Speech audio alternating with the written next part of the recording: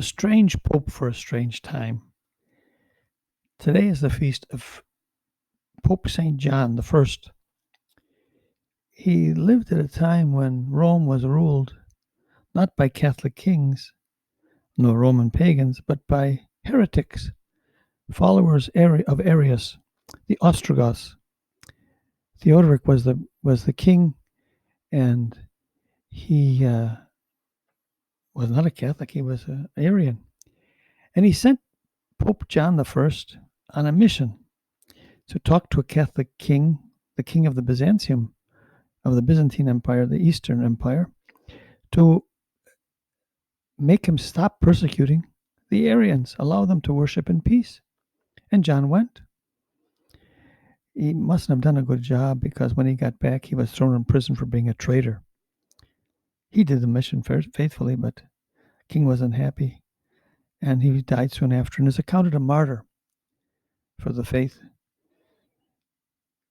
It's strange that a pope would want a group of heretics not to be persecuted. By the way, they were the majority for a while in the church. How are we to treat heretics? The message is given to us in yesterday's gospel or readings, combining a woman, just came back from being kidnapped in Kenya, an aid worker from Italy, and she was kidnapped by the Shabab group of Muslims and taken to Mogadishu, Somalia, and there she was kept for 18 months, and finally the Italian government spent $4 million to bring her home. She gets back to Rome, and she's dressed in hijab, head to foot. She's become a Muslim, and people aren't happy. They are attacking her, and the Pope defends her.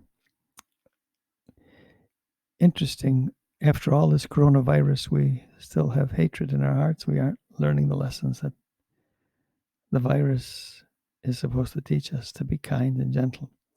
And yet that's what's called for in the second reading of yesterday's Mass.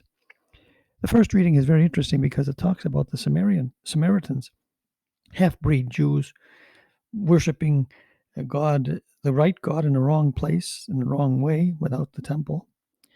And Jesus doesn't pull any punches. He tells them, you have to go back to Jerusalem. Salvation's from the Jews. Not a very nice thing. But he must have said it with so much love, so much kindness, that the woman who he also called an adulteress, who had 7 husbands, goes to the village and tells the people, I found the Messiah. Come and listen to him. And they do. And then they believe in him, not because of what she said, but because they saw the works and listened to the words he said. The second reading tells us, yesterday's reading tells us, how we are to treat those who ask us why we believe what we believe, with reverence and gentleness. This poor girl needs to be received with gentleness and love. I've seen what Muslim terrorists can do to little girls 10 years old. I saw the cross made in her body because she refused to deny Jesus Christ. God alone knows what this poor girl went through, but her healing will never take place with more hatred and anger, but with kindness and gentleness. She may rediscover the love of Jesus Christ, real freedom and real love. You can't force people to do what they don't want to do. And by the way, if she rejects Muhammad and Islam, any Mohammedan can put her to death. It's very hard to live in a world where hatred rules.